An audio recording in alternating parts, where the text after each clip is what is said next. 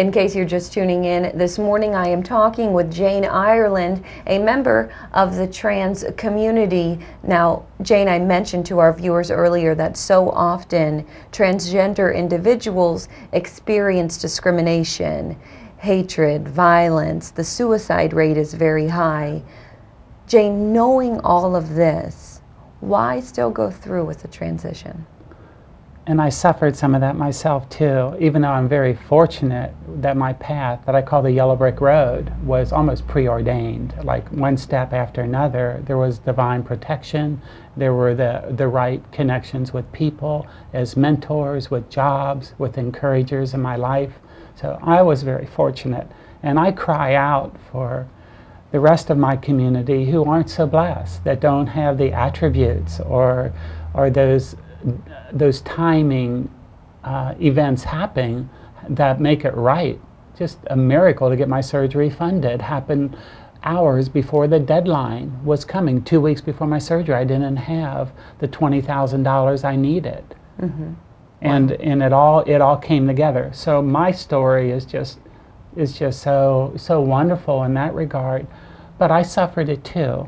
I was working as a waitress in Tulsa, and my first waitress job, and everything was fine. I changed my name legally while I was on the job, and they were fine with that. But when I began to change physically, and I needed to begin wearing a bra, like duh, they terminated my employment at that time. So that is that is something that that enters into every one of our paths as we transition. There's going to be that judgment. And then I lost another job too. Earlier, I've been in IT for a couple decades, and as a project manager in web development.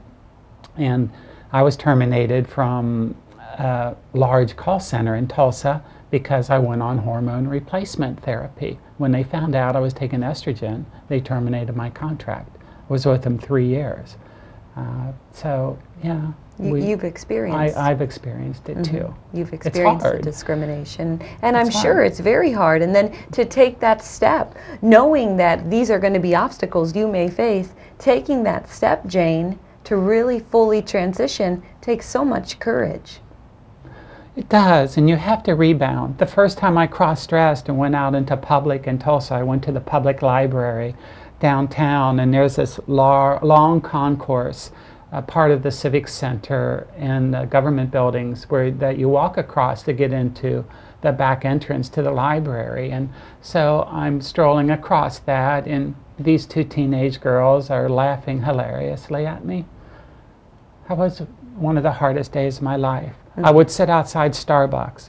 Every Wednesday we had our trans community meetings in Tulsa, which was my lifeline. They gave me the best practices and gave me the right steps to go in as I walked through my transition. So I would dress up every Wednesday, and it was my release day. And because I had never cross-dressed and gone out in public until I began my transition.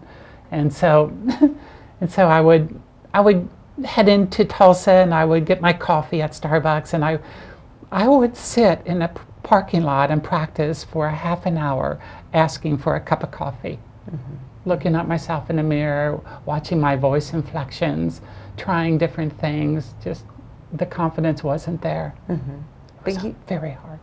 I'm sure that was very, very difficult. But Jane, it seems like you have the confidence today. Yeah, I am finally complete, and I am a woman at the heart, and always have been, and I love it, and it's not a hardship for me to pay the price to do what needs to be done to present in public. Some of us in the community struggle with that. We're a little resentful that we don't have the looks and whatever, but please stay on task and keep heading towards your goal. And even if it's just for a season, we need to pay the price. I'm talking about hair and makeup and clothes and presenting ourselves almost for approval, yeah. But it needs to be done to build that confidence. Jane, Key West is a very accepting community, so this place is probably the right place for you because you have the acceptance of a lot of people. Yeah. Do you have that acceptance in other places, though, Jane, when you travel? I do. I went back to Ohio for the first time, complete post-op as a woman in October for my niece's wedding, Jennifer Connors. And she honored me so much, and so did all my nieces and nephews, so did my children, so did my mom. It was the first time my mom saw me after my operation.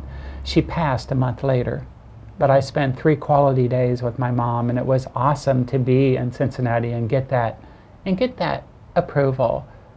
But it was through love. It wasn't through, okay, you pass, let's get on with life. No, there's great support and love for me from my relatives. And in Tulsa, I worked at the best restaurant in Tulsa for a year and a half before I came to Key West. I was pre-op, and I wore a wig most of those months until the very end when I finally came out from under the wig, which is a really hard step for us to do. But to go day after day, table after table, and be tested to present, to serve with quality and excellence, and yet pass as a woman was quite an experience. And many women, almost a couple times a week, women, these sweet little old rich ladies, would say, you are so, your voice is so calming and reassuring. We just love you taking care of us. Elegant is another word that was often used to describe me. Well, that's wonderful. So that was definitely a positive experience for you. Yeah. Jane, we're running out of time this morning, but I know you had mentioned to me earlier that you wanted to be sure to let people know that you have a great job here in Key West and a wonderful boss who you think very highly of. Thank you, Jenna. Yeah, very quickly, Matthew Helmrich and Tropic Cinema